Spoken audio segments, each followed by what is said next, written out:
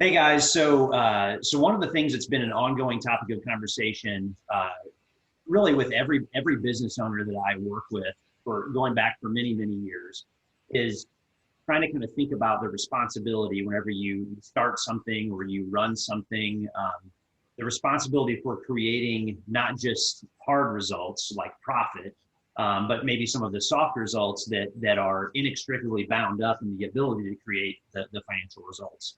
And what I'm talking about, maybe more specifically, is the kind of like the very mysterious and difficult way that culture gets created inside of an organization. There is this interesting mix of the industry that you're in, the people who you associate with, the look and feel of the space that you occupy, all these different kinds of characteristics that come together to create this sort of like feel that accompanies the concrete stuff, like the mission statement, the way that your logo looks and things like that. And that cultural thing, long before we got into this pandemic period that we're living in, was this mysterious topic of conversation that I would have with other business leaders, people would talk about, like, boy, I love the culture that we created, but it's like a mystery to me for how, as to how it happened. Or I'm frustrated right now with kind of like the way it feels in my office, and I don't totally know how we got here, and I'm not 100% sure how to fix it.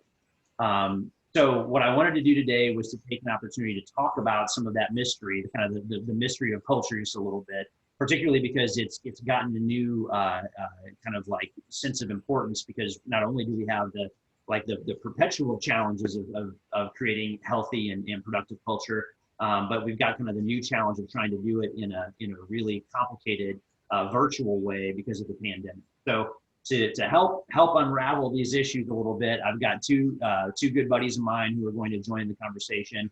Tim Carroll from Working Spaces and Dave Giffin from Experience on Demand. Tim is a guy who's worked on the physical space part of culture. Dave's a guy that's worked on the relationship side of culture. So Tim and Dave, thank you guys so much for being here for the conversation today.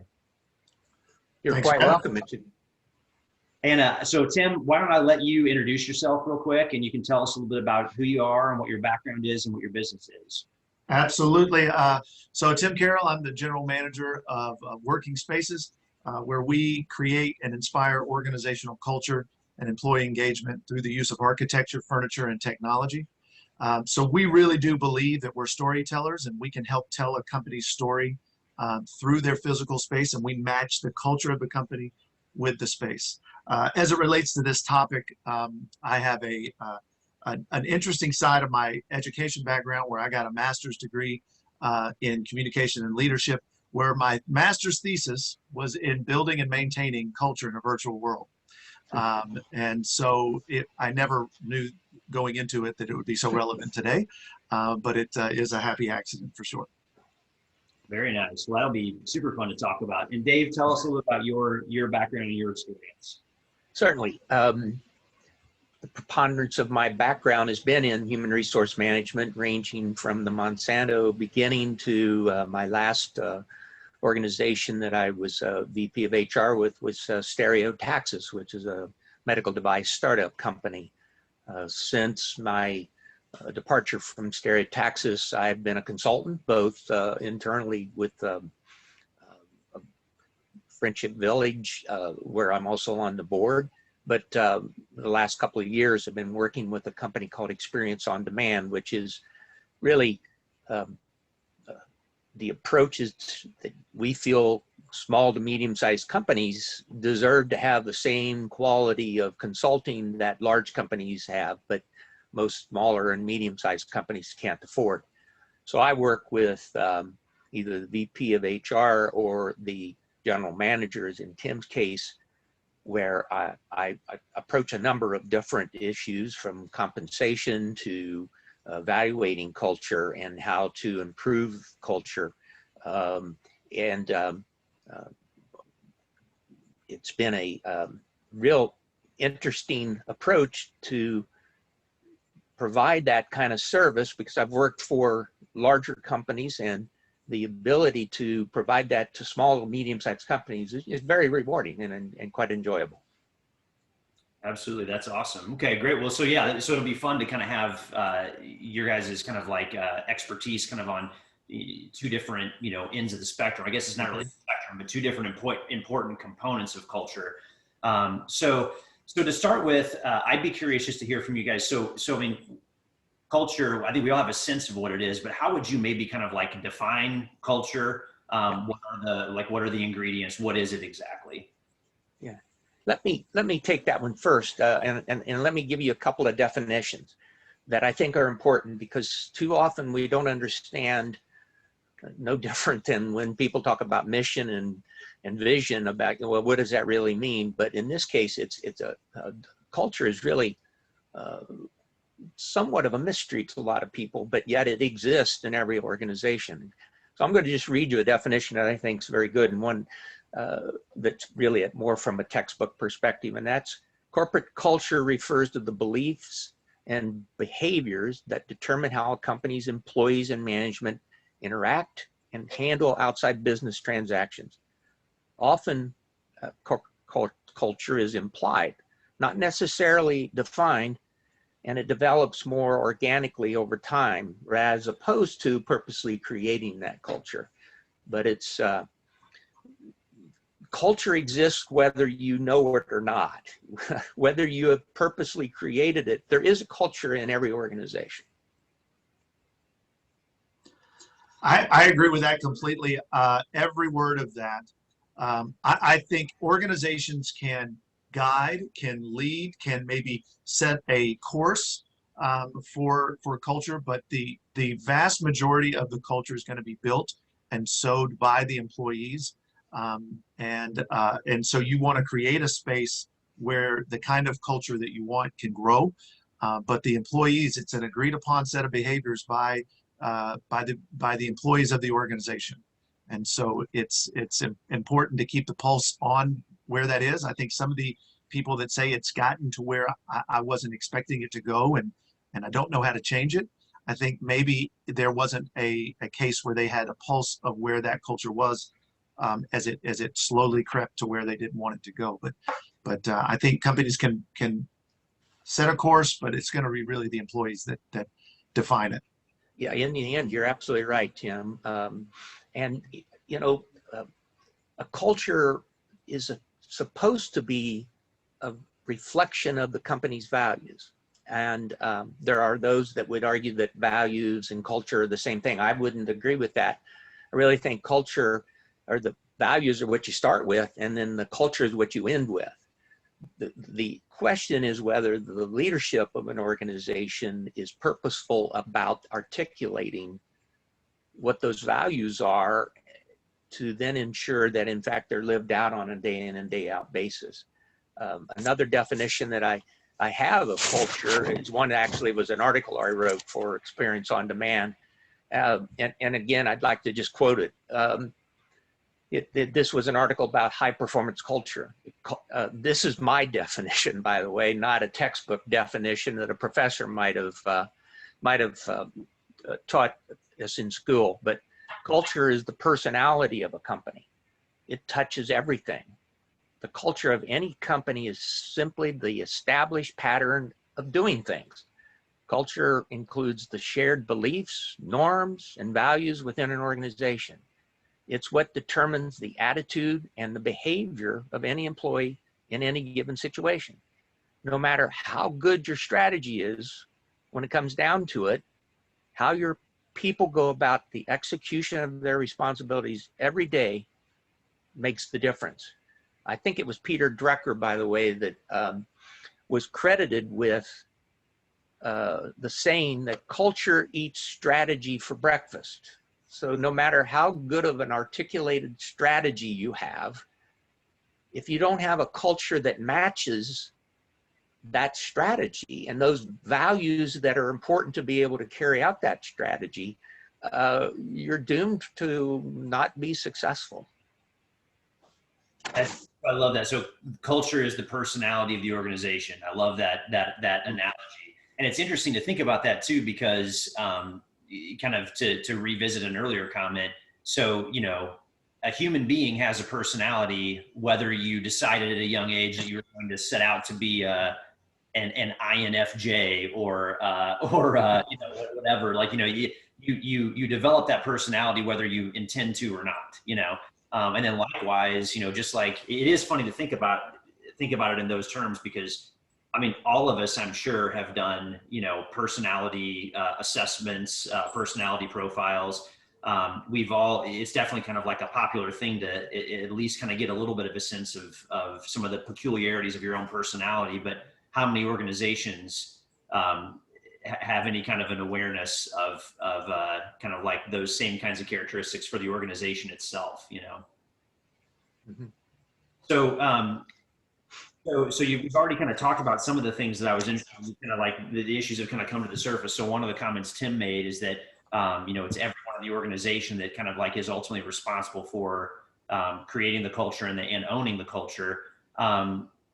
And one of the things that you guys kind of implied too is there's a kind of like an inward looking aspect of culture, and there's the outward looking aspect of culture.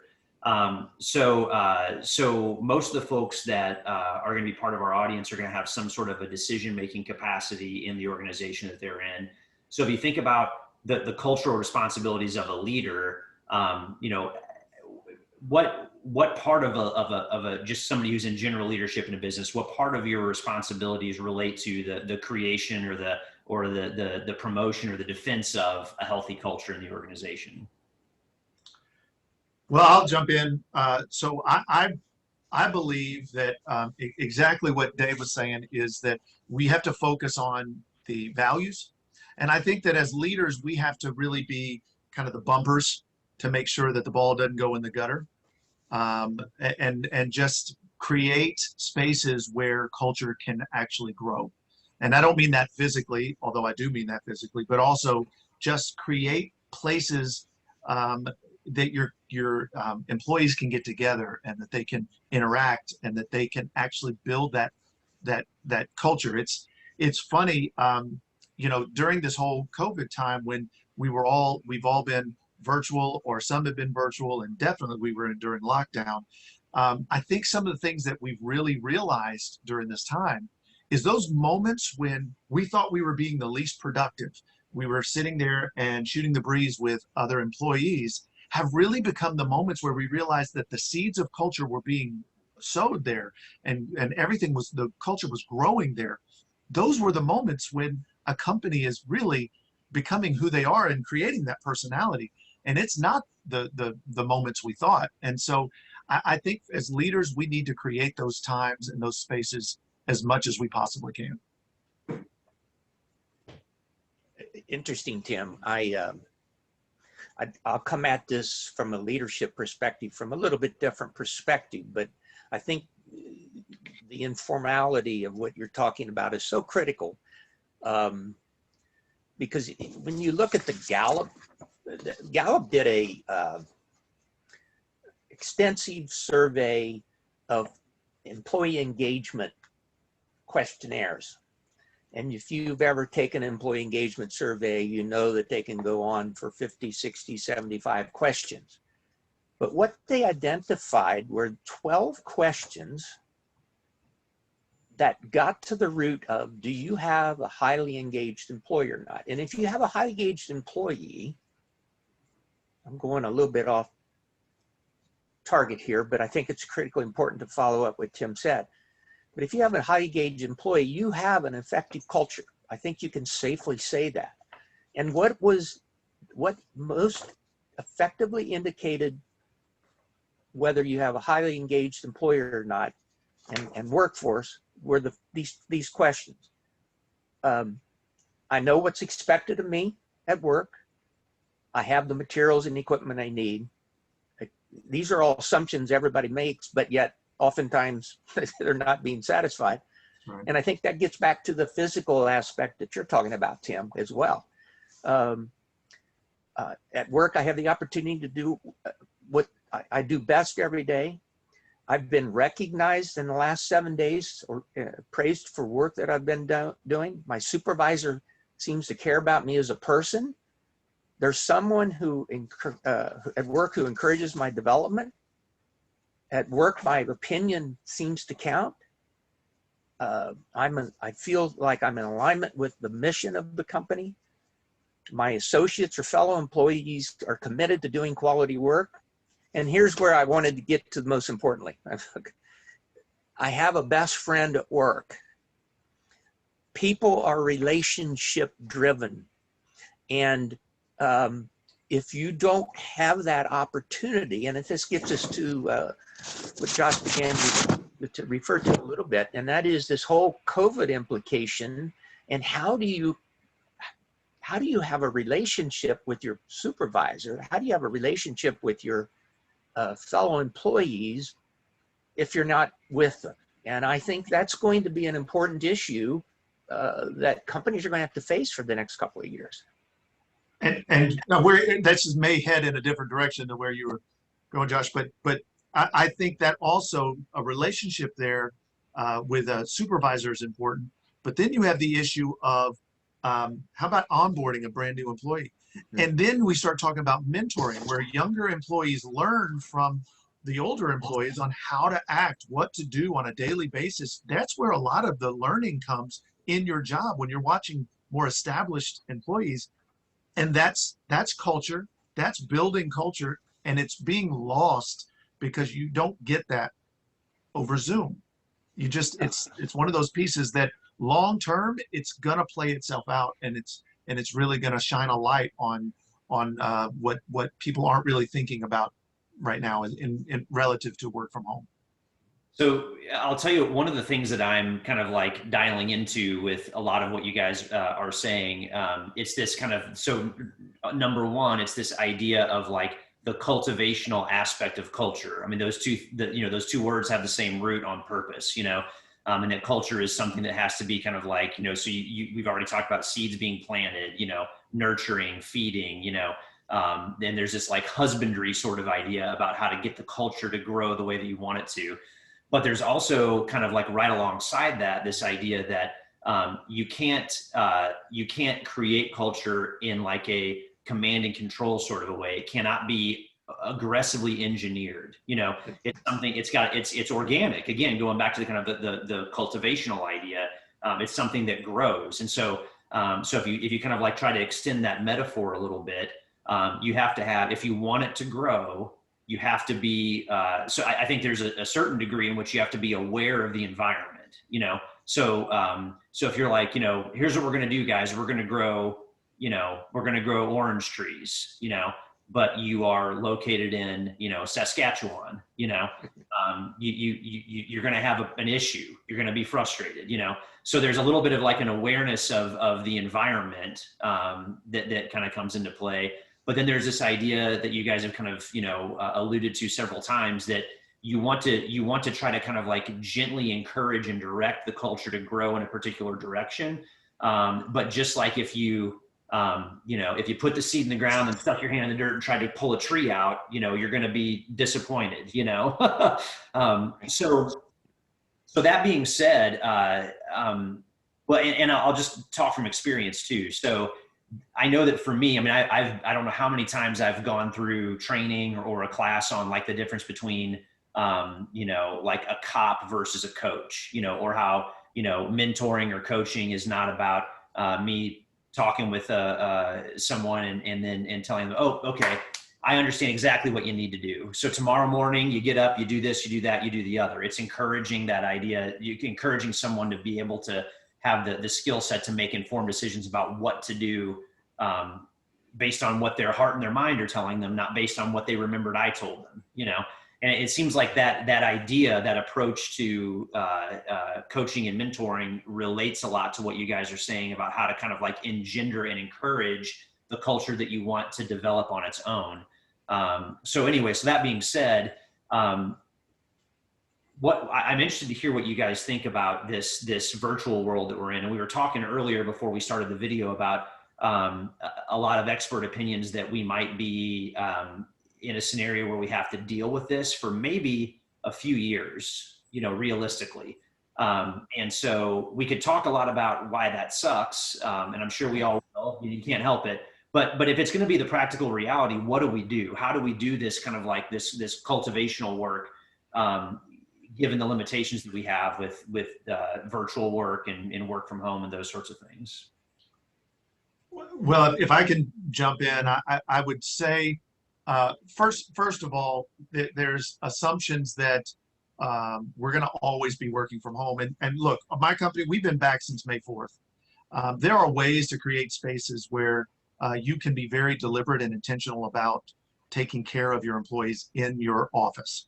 And we do that on a daily basis. We're helping companies come back in their safe return to work every week, all the time. And we're counseling them on that and helping them get products in place that can actually help mitigate any risks. So I would say people are going to be coming back more and more. We're seeing it, people coming back more and more and more and more.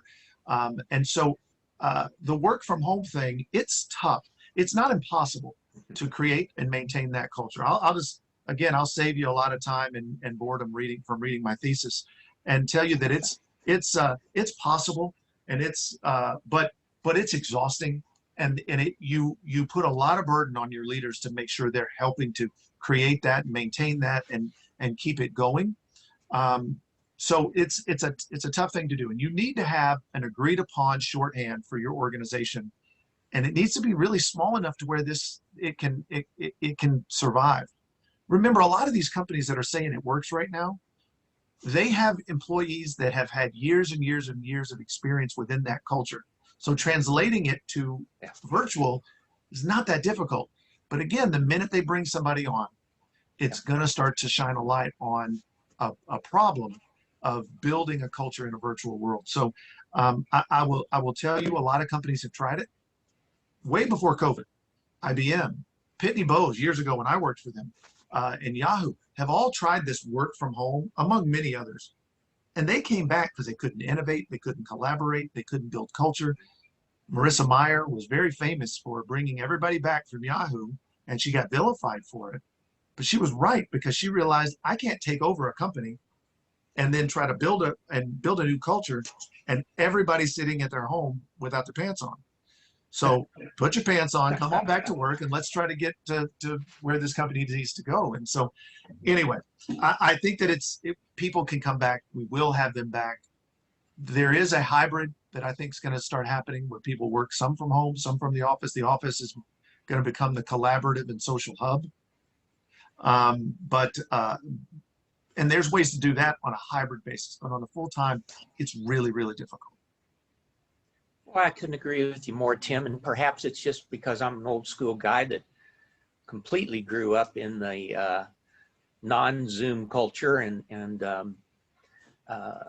the interactions of people cannot be replaced through a Zoom call. They just can't. And particularly the larger the group, but even in a one-on-one conversation, you know, there are some characteristics of what I would call an effective culture. And yeah, we've talked already about making sure everybody understands the mission and vision, and making sure you're aligned with your values, et cetera, and leadership from the top. But the other most important aspects of an effective culture, the characteristics of them, are open and candid communications. Well, I'm sorry, but it's difficult to read a person's face, to know how they're reacting, to see the nonverbal cues that they give off. But if you put this in the context of how am I going to do it in the Zoom era for the next few years, that means you have to work that much harder at communicating. It means that you can't have your business calls be nothing but a business call. It means you've got to be able to recognize and reward contributions of employees. It means you have to find some way to build relationships. And even if that means calls where you talk about what's going on in your life, what are the challenges. You know, if I was in the middle of running a company, I'd want to have multiple small groups of of employees and say, tell me what's going on. What are the challenges you've got going? You've got 3 kids. Tell me, how do you do that? Because the more you know about people, the more you're able to relate to them. Again, from the communication standpoint, setting expectations. It's one thing to be able to walk up to or walk in somebody's office and say, hey, by the way, here's what I want to make sure we do. But if you don't set expectation, people are going to fill in the blank and they're going to do whatever they think is important. And then promoting the collaboration, that sense of team environment, you're going to have to be far more purposeful about it now. How you do that long term and be successful when this whole thing is behind us is it's a heck of a challenge that I don't know how you accomplish all this without more face-to-face interactions with your employees. As Josh talked about in the very beginning, Tim was going to approach it from the physical standpoint and Dave from the relationship standpoint. And there is no substitute for relationships. You know, and I'll tell you, we've been, since day one back in March, we've been doing small group happy hours. We've done some full company happy hours, and that's just a cluster. But we've done, you know, a lot of it. We've got another one today. We've continued them throughout, and they've been beneficial, especially when we couldn't be together.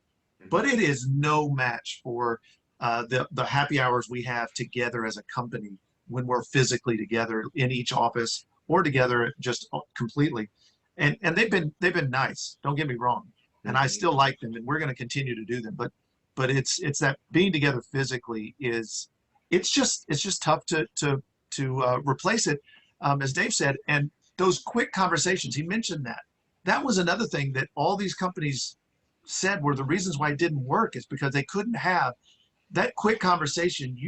It may take you forever to set up a meeting with someone and then have that. They were saying that it was taking them 3 and 4 and 5 Zoom meetings to finish off a project that it could have taken 10, 15 minutes if we were face to face, because the communication was being lost. And quite frankly, when you're having to say, hey, Barry, you're on mute 100 times, it becomes a little distracting to the conversation. So it's tough. Again, I'm not here to say because I sell, space and culture and matching culture with space, that it's the only way to go. There are ways that it can work. I have a brother that has, there's only 3 people in the company. They've been together since, Moby Dick was a minnow, and they now can, finish each other's sentences. They've gotten rid of their office. They do heads down work. There's not a lot of collaboration. They present the work to the client. That's a perfect example of how this could work. So it can work, but I think for those that are really trying to build and maintain culture, it's going to be a tough sled virtually. We're not letting Josh ask any questions, Tim, but that's okay. This is true. But if you think about, you made a great point earlier, and that is when you bring a new person in, how do you integrate them into perhaps a culture? If a company of 3, that's not a problem as long as the 3 guys are still together. But it might be worth our while to spend just a minute thinking from the perspective of how do you go about sustaining your culture, because you are going to have new employees, and the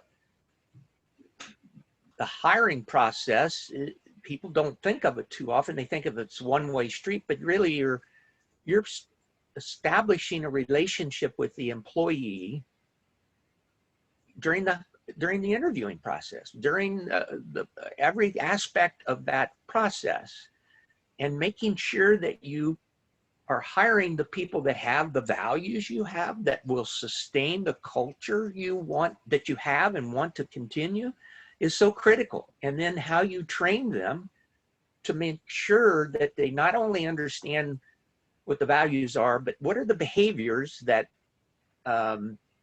reflect those values. because it's hard sometimes for employees to say, well, okay, yeah, I understand you value integrity, but what does that really mean when it comes to my behavior and making that come alive, and why it's so important? Too many companies fail to either drive a culture or drive change because they don't tell people why it's important. And usually people would come on board. But then the other aspect of Zoom is, how do you model this as a leader? And I don't mean just leaders that are high up in the organization. There are leaders in your organization, whether you think there are or not, and they may not have a fancy title or a supervisor title or VP title, but there are leaders in that organization that you want to make sure are modeling exactly the kind of culture that you want. And then you have to continue to reinforce that.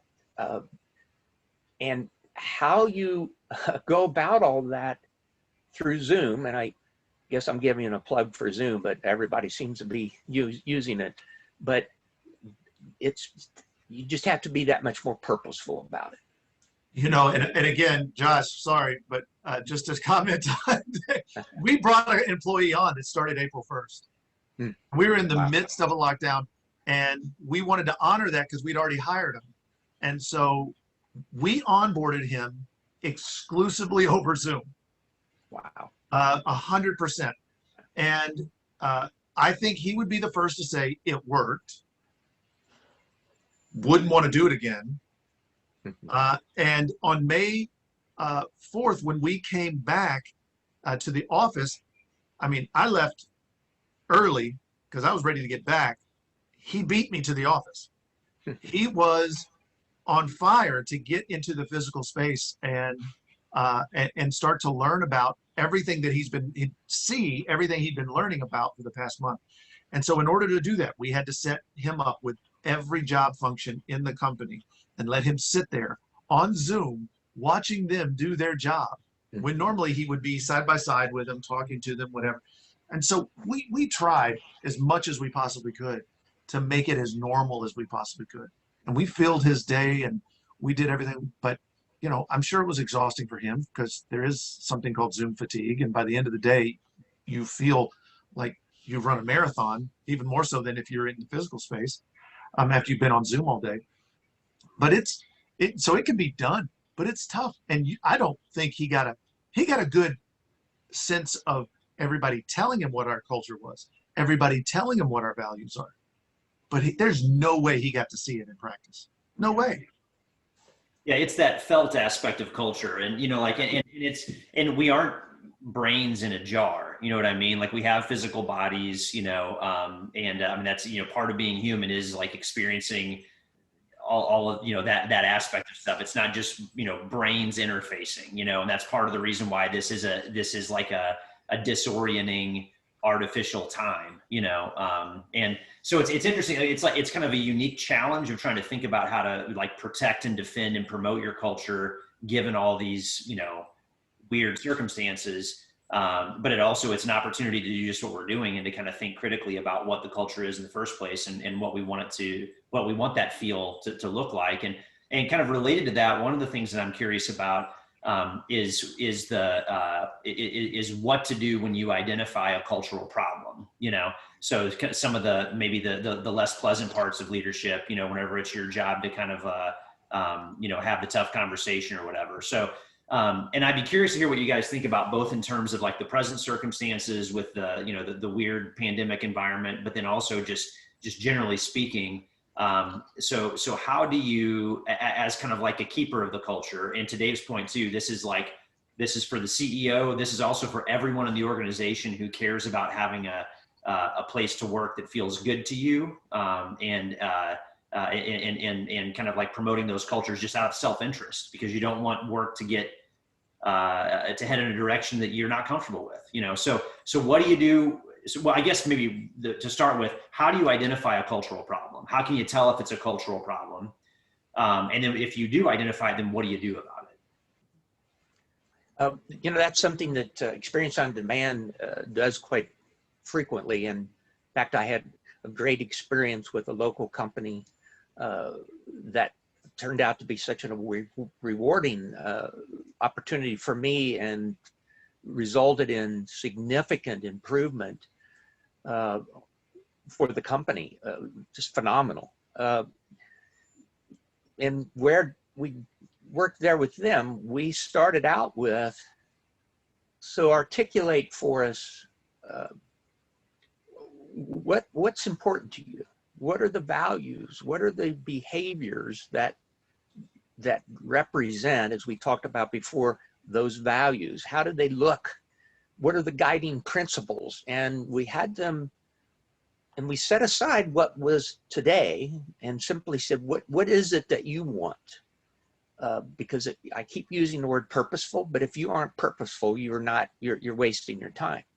Then what we did was we conducted a cultural assessment survey. We took those values, we took those guiding principles and those behaviors, and we asked people anonymously online, how's the company doing? And it was rather revealing, because what they found was that they weren't doing a very good job of creating a culture that reflected what was important to them.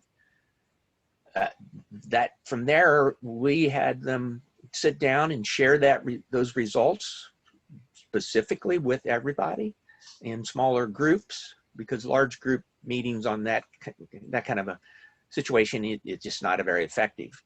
In this cases, fortunately, it was in person, so you didn't have to worry about managing a Zoom call with a number of people.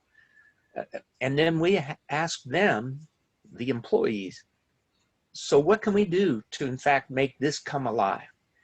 And in this company's case, these employees it was an employee-owned company. So there's an incredible incentive there. So, and that's maybe some of it unique, because you don't always have an ESOP type of company.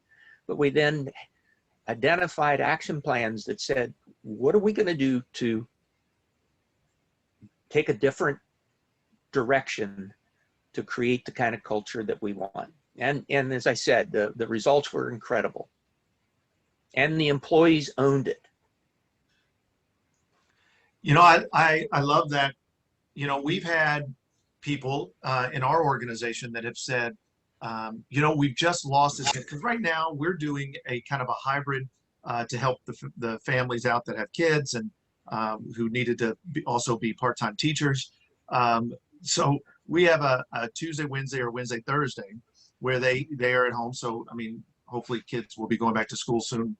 But we're doing that. And so there is a little bit of disconnection when you have that. And so we have had employees that are saying, hey, look, we want more connection. We're not together as often as we used to be.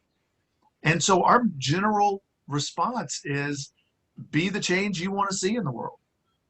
If you want that, if we truly believe that the employees are the bearers of the culture, then it needs to be on them. We're going to create happy hours and do whatever, you know, the things that we do. We'll do a trunk or treat this weekend, or this on Friday, with our employees and their kids, and we'll do all that stuff. But once we started saying that to the employees, they started setting up their own time together outside of the company, their own lunches. They would set up to go in when it was a little warmer and picnic outside. And so they've started to take it on themselves. And we're hearing a lot less and less and less that the connection is lost, because they're taking it upon themselves to connect with each other. And again, we've just created the environment for it, and they've gone out there and done it. And I think that's a big thing. You know, I have to commend Tim, if I could, Josh.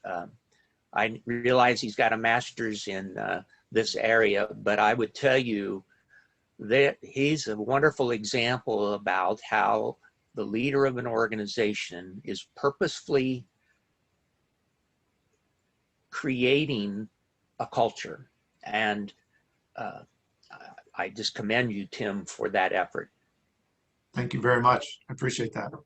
Yeah, and it's, it just makes me think too. I mean, it's that idea too that kind of gets us back to the beginning of the conversation about who it is that owns the culture in the first place. So the leader can encourage the culture to grow in a certain direction, but ultimately, whether it does or not will be dependent upon everybody in the organization. And so even in the way that you address cultural problems, it's kind of like pushing that responsibility down to the people who ultimately have the ability to affect change in the first place, and also having the faith that that's the right thing to do. I think that's one of the hard things is, I think for so many of us, when you kind of like default to that command and control style, it's because you're afraid that you can't get the results any other way, and so it's having the faith that, no, I mean, I've got a good team. My team will take care of this if I just let them. If I set them up for success, then things will work out the way that I want them to.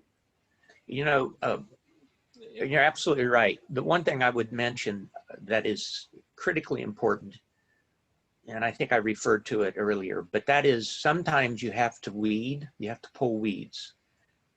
If you have an environment where you have people that are not happy, who are not living out that culture the way you want them to, who are really undermining the values and exhibiting behaviors that are contrary to what those values are all about, you've got to address that, because it becomes a cancer if you don't.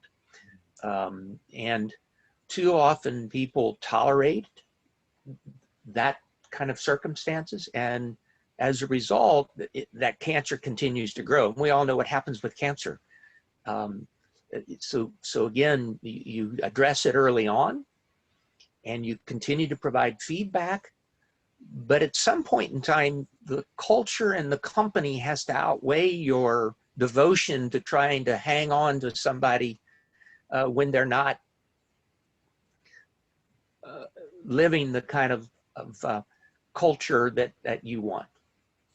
John Maxwell would call it blessed separation, or blessed subtraction is what he would call it. We call it promoting the customer. Yeah. There you go. Yeah. There you go. Yeah. And that's some of the unpleasantness that goes along, but weeding, I think, is a great example. And guys, great thoughts. I appreciate you being up for the conversation so much. It's a great conversation that I feel like I'd be interested in having more of. Couple takeaways for me. So I feel like we, laced throughout the conversation were all these metaphors about cultivation, and that's a really helpful way for me just to kind of conceive of this whole topic. I want to be that farmer that's encouraging healthy growth, and another thing too is that idea that culture is the personality of the organization. I think that's a great way to think about it. It helps give me even a little bit of direction for what it is that I'm trying to pull off when I'm trying to think about building a culture, So again, thank you guys so much. I really appreciate your insights. Lots of good thoughts. Guys, if you have anything specific that you'd be interested in following up with Tim or Dave on, I would encourage you to do that.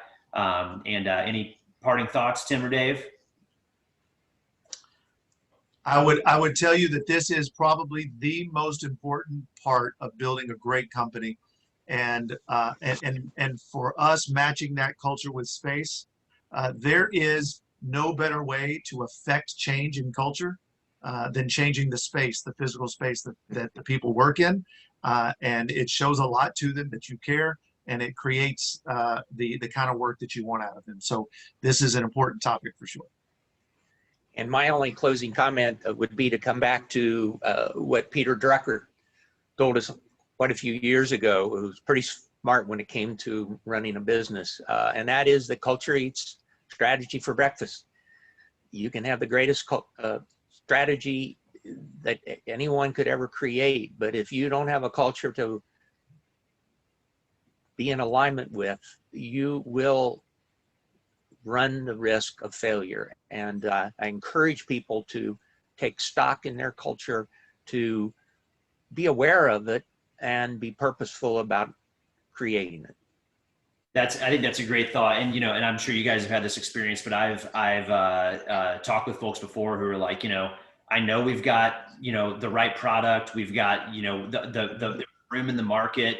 I know we're spending the money on marketing. We've got salespeople. We're getting meetings.